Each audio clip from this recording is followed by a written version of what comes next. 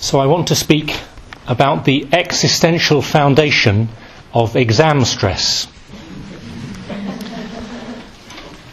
Now, one or two of you are thinking, what's this got to do with the gospel?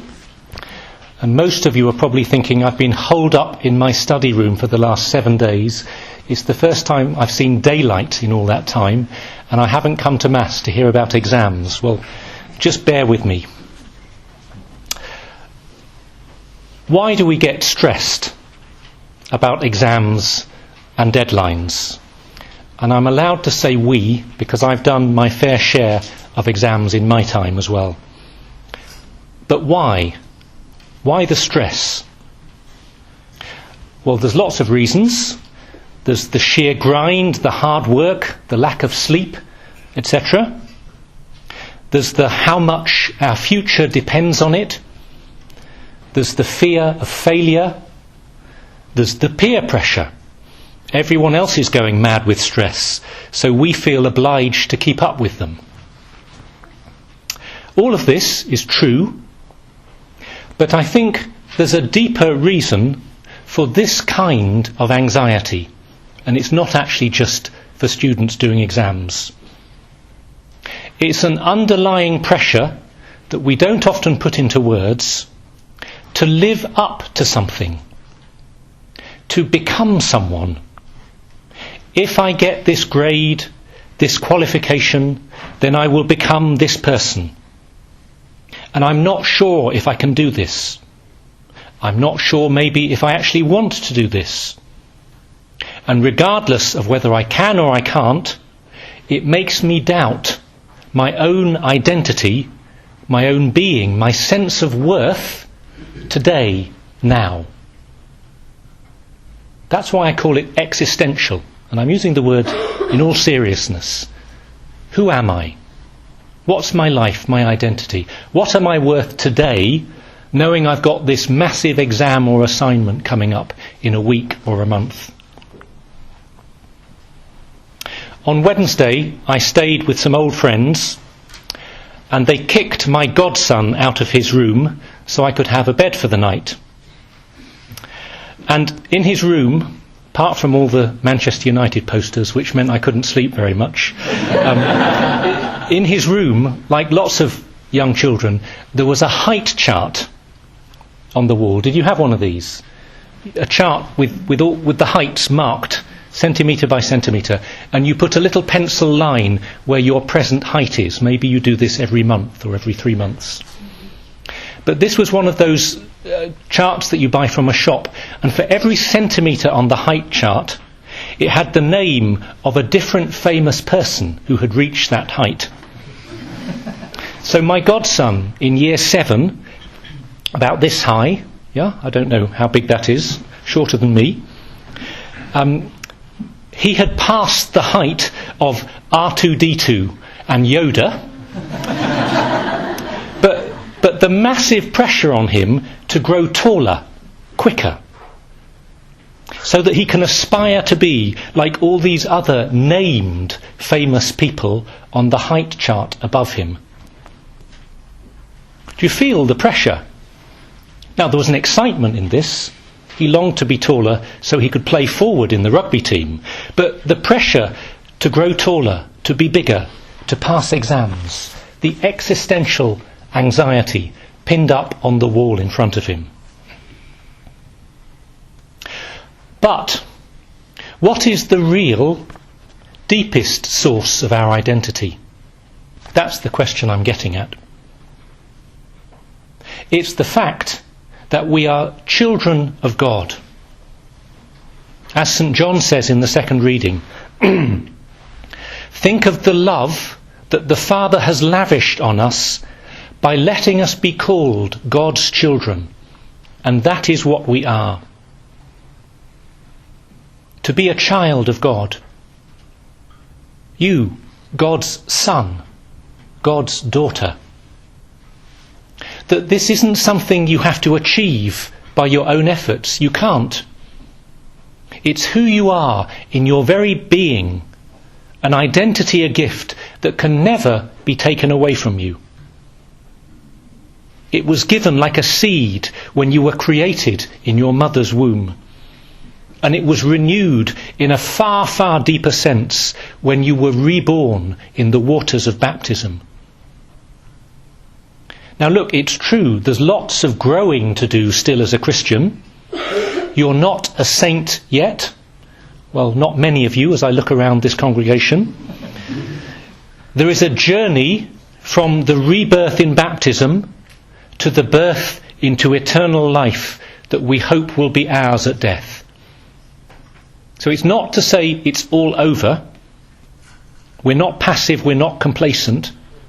But all of the growing in holiness that you can do is on the foundation of this fundamental identity you have as a child of God. Nothing can take that away from us. And that you're not just a child, one of many. You're a child with a name. Do you notice that in the Gospel reading, what makes Jesus the Good Shepherd is not just that he lays down his life for his sheep in the plural, it's that he knows each one by name.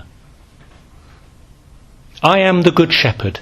I know my own, and my own know me. Jesus knows your name. You know his name. He calls you by name, and you call him by name. We forget what a gift this is, that it's at the very heart of our faith.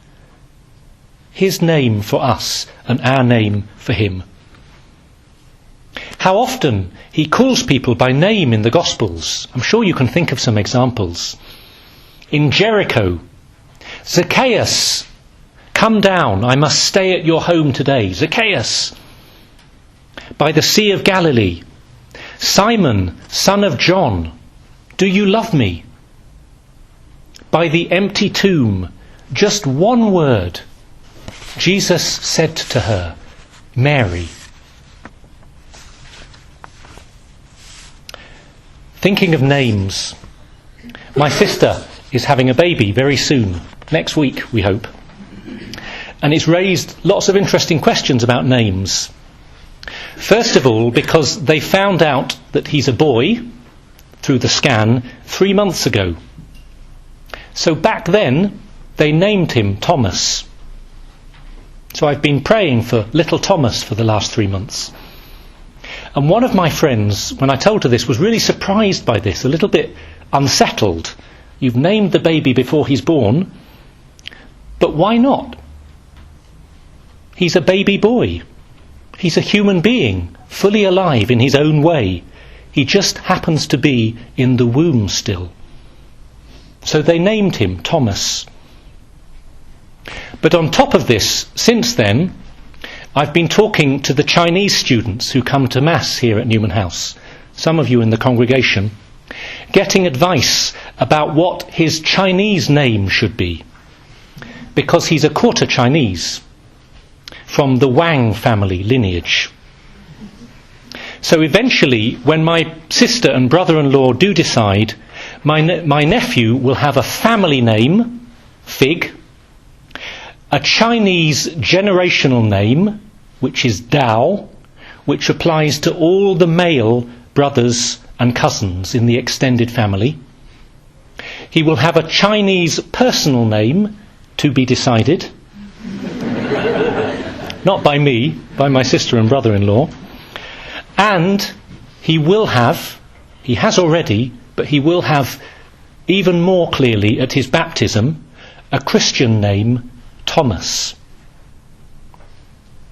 Now, why do I say all this? Because when you hear the great string of names that this little baby's going to have, do you see the extra significance that it gives to the Christian name? Just like So Yun sitting here in the congregation, when she was baptised at the Easter Vigil, took the extra Christian name of Sophia. For little Thomas, Thomas is not just another name in a long list. It's his baptismal name, soon, we hope, And your baptismal name is so significant for you. It's the name that Christ uses to call you. It's the name of your fundamental identity as a child of God when you came out of the baptismal waters that can never, ever be taken away from you. This is the key thing I'm trying to say. Your name, your identity as a child of God can never be taken away from you. What is your name? I'd like you to stand up one by one. Don't worry, I'm not going to ask you. And shout out your baptismal name. This is my name. Your name is not pass or fail. Your name is not 63.5%. It's not high 2-1 or low 2-2. It's not BSc or MA or PhD. These names, these titles, they come and go.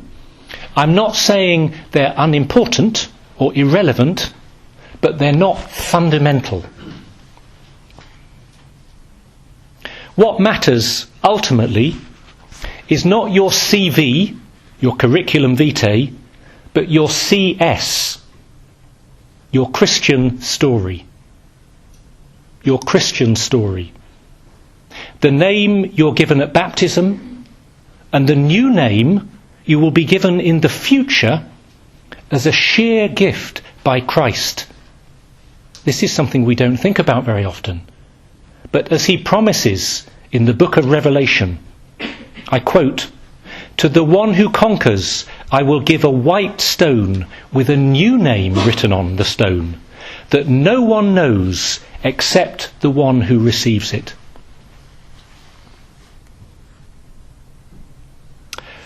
So look, I'm not telling you to stop revising or to walk out of university at this 11th hour because you've discovered your true Christian identity as a child of God. Yeah? Some of you might be tempted to do that, but just take it from me, don't do that mistake. But I do hope that over these next few weeks of revision and exam stress, you will have an underlying peace and prayerfulness. It's possible. It's not just about trusting God that he will help you in the future and help you through your exams and assignments. Undoubtedly he will. But more than that, it's about trusting that he knows and loves you now. He calls you by name now. He holds you now. And this absolute security gives you the confidence to do the best you can at each moment. Yes, with the normal human worries, but without a deep existential anxiety. Knowing that through your own efforts and through God's loving providence, he will lead you to where you are meant to be because he loves the person you are now.